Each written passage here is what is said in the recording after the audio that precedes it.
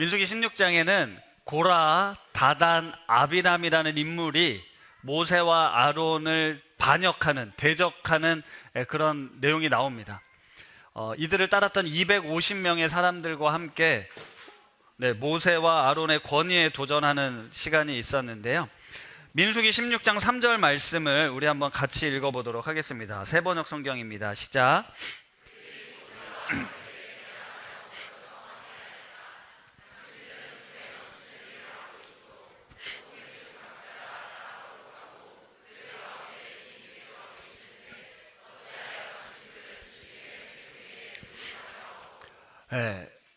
모세와 아론이 우리를 이끌어가는 것에 대한 불만을 지금 품었습니다. 이들이 리더로서 자질도 그렇고 능력도 충분하지 않다라는 거였습니다. 그런데 우리랑 똑같은 사람인데 왜 회중 위에서 군림하려 하는가가 불만이었어요. 특별히 고라라는 인물은요, 레위 지파 사람이고 고핫 자손의 가문의 사람이었습니다. 성경에 보면 레위 지파가 성막을 이렇게 관리를 하잖아요. 아론과 대제사장의 가문은 이제 제사 집례를 맡았고요. 게르손과 무라리 자손들마다 역할이 주어져 있었습니다. 이 고핫 자손의 역할은 뭐였냐면 성막의 기구들을 옮기는 거였어요. 예를 들면 주일마다 이렇게 악기를 세팅한다든지 물건을 나르는 일들을 했었거든요. 생각해 보니까 똑같은 레위 자손인데, 우리 조상은 똑같은데 아론의 집은 대제사장이 돼서 여기 앞에 서서 이렇게 멋지게 집례를 하고 사람들의 주목을 받고 하는데, 이 고핫 자손들은 일종의 막노동하는 거잖아요. 일을 하고 있으니까 이게 좀 불공평해 보였습니다. 제 생각에는 아마 고핫 자손은 이렇게 생각했을 것 같아요. 우리 모두가 똑같이 하나님의 자녀라면 아론 지파만 대제사장 하지 말고 우리 레위 지파가 골고루 돌아가면서 하면 좋겠다. 순번을 정해서 이번 달에는 아론 지파가, 다음 달에는 고핫 지파가 이렇게 하면 좋겠다, 이런 걸 제시한 게 아닐까 싶어요. 왜냐하면 이렇게 평생 우리는 성막 나르는 일만 해야 되고 저 집 자식들은 계속 대제사장만 한다라는 게, 이게 좀 불공평하게 느껴졌을 수 있을 것 같습니다.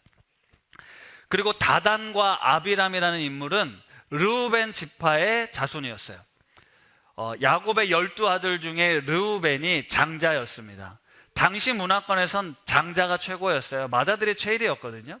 모든 것이 맏아들을 통해서 이루어졌고 모든 권한이 주어졌는데, 이상하게 모세는 레위 지파 사람이었어요. 넷째 아들이었거든요. 그러니까 모세가 리더십을 갖는 게, 레위 지파가 리더십을 갖는 게 불만이었던 겁니다. 그러면서 어떻게 주장을 하냐면, 모세는 실패했다. 하나님께서 우리를 가나안 땅으로 이끌어 가겠다고 약속하셨는데 사실 실패했죠. 가나안 땅 목전에서 들어가지 못하고 지금 다시 광야로 와서 고생하고 있으니까요. 그래서 이들이 주장하는 거예요. 수많은 사람들을 이렇게 고통 속에 만든 모세를 우리는 더 이상 리더로 받들 수 없다라고 주장한 겁니다. 그러니까 너희들이 왜 우리에게 군림하려 하느냐라고 이야기를 한 거죠. 이야기를 들어보면요, 한편 좀 타당할 수 있죠. 모세가 어쨌든 정탐꾼의 불평불만이든 간에 가나안 땅에 못 들어갔으니까 지도자로서 책임을 지고 사퇴해라 이럴 수 있는 거잖아요. 그런 얘기가 충분히 나올 수 있는데, 사실 아시는 것처럼 모세나 아론은요, 본인들이 이 자리에 가려고 애썼던 사람들이 아닙니다. 권력의 야망을 가진 인물들이 아니었어요. 이스라엘 백성의 지도자가 되려고 노력했던 사람도 아니고 대제사장이 되고자 애썼던 사람도 아닙니다. 그들 스스로도 자신들이 얼마나 무능하고 약하고 부족한가를 알았는데 하나님께서 불러다가 세우신 거예요. 하나님께서 너 지명해서 너는 이런 역할을 해라고 말씀하신 거죠. 이건 하나님의 주권적인 역사였습니다. 그리고 이 하나님의 주권적인 역사였기 때문에 이 백성들이, 그리고 고라와 다단과 아비람이 이렇게 반역을 하는 것에 대해서 하나님이 이건 나에 대한 도전이다, 나에 대한 반역이다 라고 생각하셔서 그들 백성들, 그 가문들을 땅이 집어삼키는 심판을 16장에 보여주십니다. 그런데 우리가 이 사건이 주는 메시지를 절대로 오해를 하면 안 되거든요. 우리가 설교 모임을 하면서도 이 본문을 가지고 조금 우리가 절대로 이렇게 풀어가서는 안 된다. 그게 뭐냐면, 하나님께서 세우신 지도자, 목사에게 함부로 덤볐다가 니네 죽는다, 그러니까 나에게 함부로 도전하지 마라, 이런 식의 설교로 가면 안 된다는 거예요. 물론 성경엔 그런 내용이 나왔어요. 모세와 아론에게 덤볐다가 반역했다가 이렇게 심판을 당하는데, 하나님께서 세우신 지도자에게 함부로 덤비다 죽을 수 있다, 이렇게 두려움을 조장해서 내 말을 듣게 하려는 그런 본문은 아니라는 겁니다. 또 한편으로도 그러면 고핫 자손들은 계속 그 일을 해야 되잖아요. 이게 자칫 어떤 신분제, 어떤 내 삶의 운명, 네가 종으로 태어났으면 평생 종으로 살아야 돼, 그런 운명론을 말하는 것도 아닙니다. 그런 본문도 뜻하지 않아요. 하나님의 주권에 대해서 우리가 인정하느냐에 대한 이야기를 하고 있는 거예요. 하나님만이 이스라엘 백성의 주권자이시고 통치자이시다라는 걸 가르쳐 주는 겁니다. 모세가, 아론이 하나님께서 그 역할을 부여하셔서 대리해서 하고 있을 뿐, 하나님이 제사장 되시고 인도자가 되신다라는 거예요. 모세와 아론을 대적했던 이 행위는 하나님의 주권을 인정하지 않는 행위였으며, 다시 말해서 공동체 질서를 무너뜨릴 수 있는 위험한 행동이었다라는 겁니다. 하나님의 주권에 대해서, 하나님의 리더십에 대해서 도전하는 일들이 있었을 때마다 이스라엘 백성들은 혼났어요. 앞에서 보면 출애굽한 이후에 중단 잡족들이 같이 들어와서 왜 물이 없냐, 왜 먹을 게 없냐, 이렇게 불평불만하잖아요. 그리고 그 불평불만이 백성들 사이에 퍼져서 모세에게 원망하고 하나님에 대한 불신앙에 대한 이야기들을 막 해댔습니다. 그럴 때 하나님이 심판하셨거든요. 마찬가지죠. 모세와 아론에게 반역하는 것, 다시 하나님께서 왜 우리를 이 고생을 시키는지에 대한, 우리가 원하는 대로, 아니면 내가 할 수 있다라는, 자기가 주인 되어서 행동하고자 했었던 그런 모습들이었다라는 겁니다. 인간적으로 좀 부족한 면도 있고 실수도 있었지만, 하나님께서 내가 이들을 통해 감당할 일이 있었기에, 하나님께서 그 일들을 행하실 것이기에 이 모세와 아론의 권위를 친히 인정해 주신 거예요. 근데 이걸 자칫 어떤 목회자의 권위에 도전하거나 시비를 거는 용도로 저주받는다라고 이야기한다라는 건 매우 위험한 이야기라는 거죠. 가끔 그렇게 선을 넘는 사람들이 있잖아요. 그리고 그 두려움에 종속되어서 목사의 말에, 어떤 리더의 말에 절대적으로 순종하는 경우들이 있는데요, 우리 인간은 모두 다 같은 존재일 뿐입니다. 하나님께서 그 자리에 그 역할을 부여해 주셨을 땐 늘 겸손하게 그 역할을 감당해야지, 마치 내가 신이 되고 신의 대리자가 된 것처럼 행동하는 건 너무 위험한 일일 수 있어요. 그래서 하나님께서 오늘 민수기 17장에 오늘 이 사건, 이 기적 같은 일들을 보여주시는데요, 모세를 통해서 이스라엘 12지파의 각 대표들에게 지팡이를 하나씩 가져오라고 합니다. 그리고 거기에 각 지파의 이름을 쓰라고 해요. 그리고 레위 지파에는 아론의 이름을 쓰게 합니다. 그리고 그 지팡이를 모아다가 성막 증거계 앞에 놓으라고 이야기를 하시면서 이렇게 말씀하세요. 17장 5절입니다. 같이 읽습니다.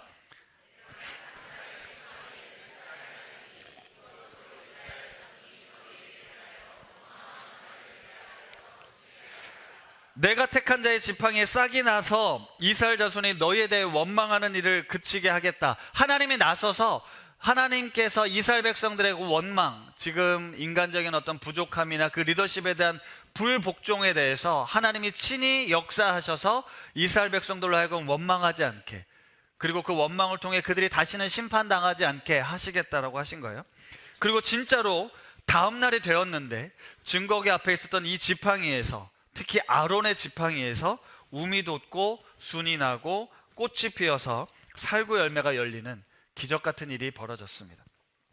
봐라, 하나님께서 이 아론을 통해서 이 역할을 맡기셨다라는 걸 이 기적으로 보여준 거예요. 그리고 고라나 다단이나 아비람, 그리고 반역자들이 어떻게 심판을 받았는지를 기억할 수 있도록 증거계 앞에 이 아론의 쌍난 지팡이를 두게 하셨습니다. 여러분, 이 말씀을 보면서 우리의 어떤 죄성에 대해서 한번 생각해 보려고 해요. 하나님은 세상을 질서 있게 조화롭게 만드셨습니다. 물론 인간적인 판단으로 토끼보다는 사자로 태어나면 더 좋겠다, 이런 생각을 할 수 있겠죠. 하지만 그 모든 개체들이, 모든 존재들이 조화를 이루며 각자에게 맡겨진 역할, 그리고 각자의 생긴 모습대로 살게끔 만드셨어요. 그 모든 것이 질서 있게 조화롭게 이루어지는 것이 바로 하나님의 나라입니다. 그런데 죄로 인해 깨어진 이 세상은 이제 서로를 죽이고 멸망시킵니다.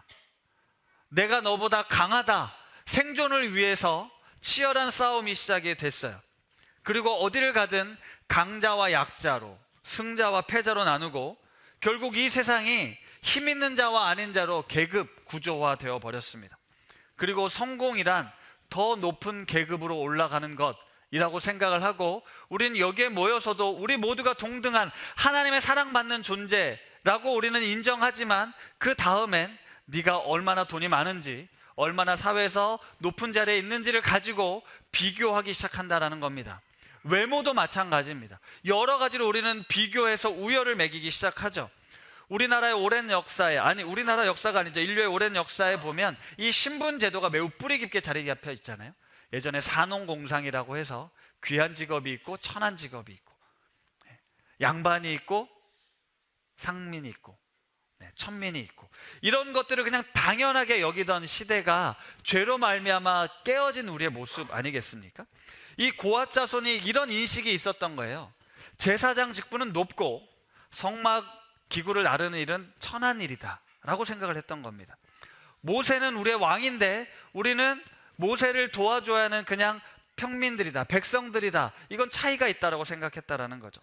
하나님께서 부여해 주신 이 역할에 대해 스스로 높고 낮음을 인간들이 구분 지었다라는 거예요. 민수기 16장 9절에 이런 말씀이 나와요. 같이 한번 읽어볼까요?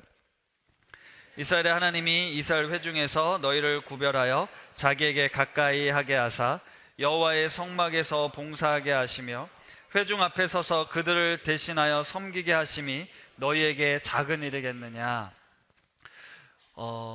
모세가 이 이스라엘 12지파가 동서남북으로 배치하고 사실 각자 하는 일들이 다 있었잖아요. 레위 지파만 특별히 또 성막을 맡겼습니다. 그것도 되게 특별한 일이었다라는 거예요. 근데 그 성막 안에서도 고귀한 일이 있고 천한 일이 있다라고 스스로 생각한 거예요. 우리가 일을 작은 일이라고 생각을 했다라는 거죠. 어쩌면 우리에겐 이런 세상적 사고, 세상의 계급 구조에 물들어 있어서 하나님이 우리 모습 그대로를 사랑하신대 라고 아무리 이야기를 해도 누군가와 비교하면서 나는 왜 못났지? 나는 왜 이거밖에 되지 않지? 나는 왜 이 정도밖에 되지 않을까를 스스로 비교하고 판단한다라는 거예요. 그래서 감사하지 못하고 자족하지 못하고 또다시 경쟁하고 높아지려고 한다라는 게 우리의 죄악된 본성이라는 겁니다. 그러나 하나님의 나라는, 성경에서 이야기하는 하나님 나라는 절대 그렇지 않거든요. 하나님께서 우리를 택하시고 지명하여 부르셨다라고 우리가 고백하잖아요. 하나님이 지명하여 부르셨다라는 그 믿음보다 우리는 이 세상적인 관점으로 더 높아지려 하는 욕망이 크다라는 거예요. 다시 말하면 하나님의 주권, 하나님의 지금 다스림과 통치를 인정하기보다는 결국 내 욕심과 야망에 이끌려서 우리의 삶을 어떻게 하면 보다 더 남들보다 높은 자리에서 떳떳하게 당당하게 살 수 있을까를 고민하고 있다는 겁니다. 맞습니다. 사실 모세나 아론은 분명 위대한 지도자이고 대제사장이 맞지만 그 인간적인 면모를 들여다보면 부족한 거 많죠. 잘못한 것도 있습니다. 하나님께서 이들이 특별한 능력이 있었기 때문에 들어 사용하신 게 아니에요. 모세와 아론뿐이 아닙니다. 우리 모두 다 마찬가지예요. 우리 모두는 은혜로 이 자리에 있는 겁니다. 내가 잘나서 내가 노력해서 온 것이 아니라 하나님의 은혜로 이 자리에 있다라는 것, 이것이 전적인 주님의 은혜가 맞습니다. 마찬가지로 하나님의 부르심 가운데 우리가 있다라면 옆에 있는 우리 지체들도 나와 다를 수 있고 나와 성향이 다를 수 있고 신앙의 수준이 다를 수 있지만 우리의 공동체 유익을 위해서 서로를 존중해주고, 여기 목회자를 목회자로 바라봐주고, 우리 순장님을 순장으로 바라봐주고, 내가 지금 해야 될 그 역할들을 성실하게 감당하는 거죠. 우리에게 그런 능력이 있었기 때문에, 특별한 은사가 있었기 때문에 이 자리에 있는 것이 아니라 하나님께서 그 부르심 가운데 순종하여서 우리가 이 자리에 있는 겁니다. 따라서 우리는 서로를 왕 같은 제사장으로 바라봐 줄 수 있는, 그래서 서로를 존중해 줄 수 있는 그런 모습이죠. 만약 우리 순장님이, 우리 부장님이, 우리 목사님이 심각한 범죄나 더 이상 선을 넘는, 용서받을 수 없는 그런 잘못이 아니라 그냥 인간적인 연약함, 성향의 차이, 생각의 차이, 좀 미숙함, 게으름, 이 정도라면 이분이 지금 이 시기에 이렇게 우리에게 리더로 세워진 거 뜻이 있겠지라고 우리가 인정하고 받아들여주고 존중할 필요가 있다라는 겁니다. 그런 점에서 여기 있는 이 목회자를 여러분들이 참 인정해주고 따라주셔서 정말 감사할 따름이에요. 지난주 제 설교 이후에 도대체 목사님네 집에 무슨 일이 생긴 거냐, 우리 목사님 무슨 일인 거냐, 제가 그런 이야기를 낱낱이 다 밝히게 되면 많은 분들이 떠나갈 수 있기 때문에 제가 차마 입에 담지 못하고 있는데, 그런 얘기를 제가 여러 번 반복했음에도 불구하고 여러분들이 그래도 목사님 괜찮을 거야 라고 지금 착각하시고 여기 지금 와서 있으시는 거잖아요. 예, 제가 완벽해서 뭔가 능력이 많아서 이 자리에 있는 게 아님을 저도 너무 잘 알고 있습니다. 그런데 하나님께서 우신교회 담임 목회자로 부르셔서 이 자리에 세우셨기에 저도 그 자리를 잘 감당하려고 애를 쓰지만 저의 한계나 저의 무능함 때문에 사실 힘들고 어려울 때가 많다, 제 자신에 대한 절망감이라는 거죠. 그런데 하나님께서 우리를 불러서 그 자리에 세우셨다라는 거, 우리가 그걸 받아들이게 될 때 지금 내가 한없이 부족하고 지금 내 상황이 아무리 어렵고 힘들어도 하나님의 주권을 인정한다면, 하나님의 인도하심을 우리가 믿는다면 우리가 그 묵묵히 그 자리를 지켜내야 한다라는 것이죠. 마찬가지로 그 리더에 대해서 존중해주고 따라줄 필요가 있다라는 겁니다. 우리 순장님들이나 우리 부장님들이나 우리 교사들에게서도 마찬가지죠. 그냥 나랑 함부로 비교해서 함부로 판단하고 쉽게 정죄하고 평가하고 판단하는 것, 이런 것들을 우리가 지양해야 될 부분이라는 거예요. 그 자리에 세우신 뜻이 있을 거라고 인정해주고 받아들여줄 필요가 있습니다. 한 가지 더 말씀드리겠습니다. 오늘 아론의 지팡이에 어떤 열매가 열렸죠? 살구나무 열매가 열렸습니다. 그런데 번역이 잘못됐어요. 새번역 성경에는 감복숭아 열매라고 번역을 했어요. 우리나라로 이제 번역하면서 뭐 살구나무, 감복숭아 뭐 이렇게 번역을 했는데요, 사실 이것은 이스라엘에 있는 아몬드 나무입니다. 히브리어 원어에는 샤케드라고 되어 있어요. 샤케드는 아몬드를 뜻합니다. 아몬드 나무였어요. 그런데 우리는 이제 살구나무라고 이제 번역을 했는데요, 성경에 살구나무로 번역된 건 모두 다 샤케드, 아몬드 나무입니다. 그러면 왜 살구나무로 번역했는지가 아니라 왜 샤케드라는 단어를 썼는지가 우리에게 중요한데, 이 샤케드라는 원어의 뜻은 지키신다, 돌보신다, 함께 하신다, 유심히 살핀다, 우리를 위해 파수꾼 세워주신다, 이런 의미가 있대요. 샤케드라는 단어가 원래 원어적 의미는 그런 뜻이 있다라는 거예요. 그런데 이 아몬드 나무를 이 이스라엘 사람들이 샤케드라고 부른 겁니다. 왜냐? 아몬드 나무는 겨울이 지나고 가장 먼저 꽃 피우고 열매를 맺는 나무랍니다. 추운 겨울을 지나고 우리가 살아있다라는 걸, 생명이 있다라는 걸 증거해주는, 하나님이 여전히 우리를 지키시고 돌보신다는 걸 확인해주는 나무가 아몬드 나무였다라는 거예요. 그래서 아몬드 나무, 샤케드라는 단어를 써서 아몬드 나무를 보여줌으로써 하나님이 샤케드라는 말을 할 때 우리를 지키신다라고 생각하게 했다라는 거예요. 하나님께서 예레미야 선지자를 부르실 때요, 예레미야 선지자, 이스라엘 백성들이 다 망해가고 있었던, 그래서 눈물의 선지자잖아요. 예레미야를 부를 때 이 살구나무 환상을 보여주세요. 아몬드 나무 환상을 보여주는 거예요. 그 의미가 뭡니까?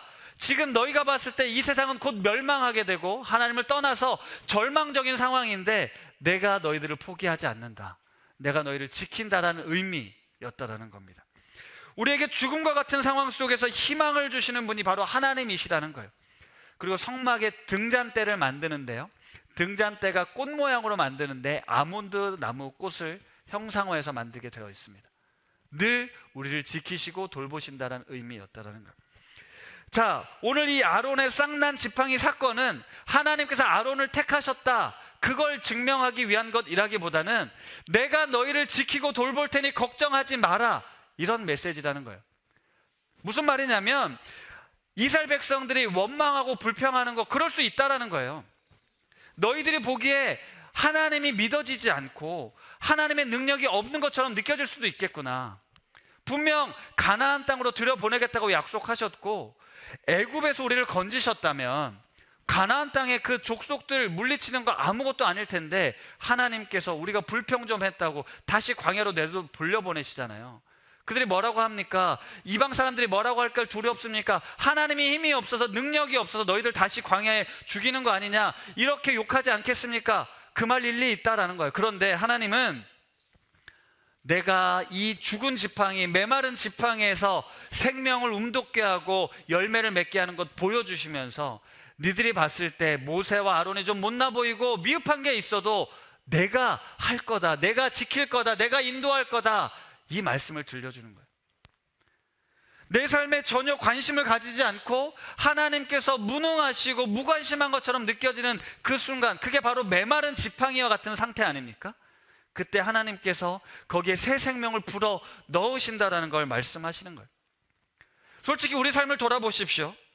하나님, 도대체 왜 우리 삶에 이런 어려움이 있는 겁니까? 왜 이런 사람들을 우리의 리더로 세워주셨습니까? 광야 생활을 지나면서 하나님이 정말 계신 거 맞나요? 나에게 관심 있는 거 맞나요? 왜 내 문제를 여전히 해결해 주지 않으십니까? 왜 내 자녀들의 문제들을, 아픔을 왜 해결해 주지 않으시는 거예요? 하나님이 정말 살아계시다면 이까짓 것 아무것도 아니잖아요. 광야로 인도하시는 거 아무것도 아니잖아요. 그런데 당신 능력이 없어도 우리 이 고생 시키는 거 아닙니까? 라고 우리가 원망할 수 있지 않습니까? 이런저런 불안과 염려 속에 우리의 인간적인 생각들이 작동되잖아요. 그런데 하나님은 이 아론의 지팡이에서 이 기적과도 같은 아몬드 나무 열매를 맺으시면서 하나님의 전능하심에 대해서, 생명의 주권자 되심에 대해서, 그리고 내가 너를 지키고 인도한다는 사실에 대해서 아주 명명백백하게 보여주신 거라는 거예요. 하나님의 주권과 하나님의 다스림을 말이죠. 말씀을 마무리하겠습니다. 사실 여기 있는 우리 모두는 하나님을 믿음으로 고백하는 사람들입니다. 하지만 하나님을 믿는데요, 하나님을 믿지 않는 것처럼 살고 있습니다. 하나님께서 내 삶을 주관하고 다스리신다는 사실을 믿지 못하고 불신앙적 행동을 할 때가 참 많아요. 우리 오늘 꼬마누리 친구들 왔죠? 이 친구들에 대한 기대와 소망이 매우 큽니다. 하나님의 말씀으로, 사랑으로 잘 크게 될 것을 우리는 믿어요. 그런데 이 아이들이 자라서 청소년이 되고 청년이 됩니다. 그러면 믿음으로 바라봤던 이 아이들이 이제 우리 부모들이 인간적인 눈으로 바라보기 시작하는 거예요. 하나님의 시선으로 바라보지 않고 인간적으로 계산하기 시작합니다. 인간적으로 판단합니다. 인간적으로 그 능력을 잽니다. 이래선 살 수 없어, 이렇게 해서 도대체 어떻게 살려고 그래? 라고 이야기를 한다라는 거죠. 하나님이 우리를 먹이시고 입히시고 키우신다라고 우리가 그렇게 고백했건만, 시간이 지나면 현실에 젖어든 우리들은 믿음으로 바라보지 않고 인간적으로 판단한다라는 거예요. 불가능해, 더 이상 답이 없어, 소망이 없어 라고 말이죠. 그건 가정 안에, 부부 사이에서도 마찬가지고요, 교회 공동체 안에서도 마찬가지입니다. 세상 속에서도 마찬가지예요. 물론 여러분들의 생각이, 우리의 생각이 맞을 때가 있죠. 맞을 수도 있습니다. 더 이상 생명이 솟아날 기미가 보이지 않는 메마른 지팡이일 수 있다고요. 그러나 하나님께서 이스라엘 백성들이 절망하고 원망스러울 그때 내가 어떤 존재인가를 이렇게 명확하게 드러내시잖아요. 메마른 지팡이에 꽃이 피고 열매를 맺게 되는 하나님의 주권적인 역사, 이 말도 안 되는 역사를 우리는 믿어야 된다는 겁니다. 오늘 제목은 하나님의 주권을 인정하는 믿음이에요. 이게 기본값입니다, 여러분. 하나님이 내 삶을 주관하고 인도하신다는 걸 우리가 아무리 고백해도 사실 살다 보면 그 주권을, 하나님의 존재를 믿지 못하게 만드는 수많은 시험들이 있어요. 그럴 때마다 하나님께서 나를 지명하고 부르시고 택하셨다는 이 사실, 이게 기본값입니다. 내 삶에 어떤 어려움이 찾아오고 내가 세상과 비교했을 때 이렇게 못나 보여도 하나님이 나를 택하시고 부르셨다라는 사실이 기본값이라고요. 그리고 하나님이 내 삶을 포기하지 않고 다스리고 있다, 나와 함께하고 있다라는 게 기본값입니다. 하나님이 너를 엄청 사랑하신데, 이게 기본값이라고요. 내가 그렇게 느껴지지 않고 내 삶에서 그런 하나님이 보이지 않는다 할지라도 하나님이 여러분을 사랑하시고 여러분과 함께 하시며 우리를 지키시고 돌보신다는 사실이 기본값입니다. 이게 우리가 매 순간 매일같이 다시 돌아와야 될 자리라는 거예요. 하나님의 주권을 인정하며 우리에게 맡겨진 삶의 경주를 열심히 달려가되, 뜻대로 풀리지 않을 때도, 어려운 고난에 찾아올 때도, 아무것도 보이지 않는 깜깜한 어두움이 몰려왔을 때도 변함없이 하나님께서 나와 함께 하시고 나를 다스리고 있다는 그 주권을 인정하십시오. 지금 내 삶이 메마른 지팡이에 아몬드 나무 열매를 맺히시는 것처럼 하나님, 이 메마른 내 삶에 생명의 능력을 불어넣어 주십시오. 지금 내 삶에 이 생명의 꽃을 피워주십시오. 우리 그렇게 기도하면 좋겠습니다. 하나님이 나를 지키시고 도우신다는 사실 꼭 기억하시고, 공동체 안에서, 아니 내가 살아가는 삶의 자리에서 지금 내가 해야 될 그 일들을 성실하게 감당함으로써 하나님 나라를 세워가는 우리 우신 가족들 되실 수 있기를 간절히 바랍니다. 우리 하나님의 부르심이라는 이 찬양, 하나님의 뜻은 내 생각보다 크고 주님의 그 놀라운 계획은 내가 가진 것보다 더 크신데, 주님, 보이지 않고 답답한 상황 속에 있지만 그래도 그 신실하신 주님을 내가 믿음으로 바라보며 하나님의 다스림 가운데 내 삶을 맡겨드립니다 라는 마음으로 함께 이 찬양 고백하겠습니다.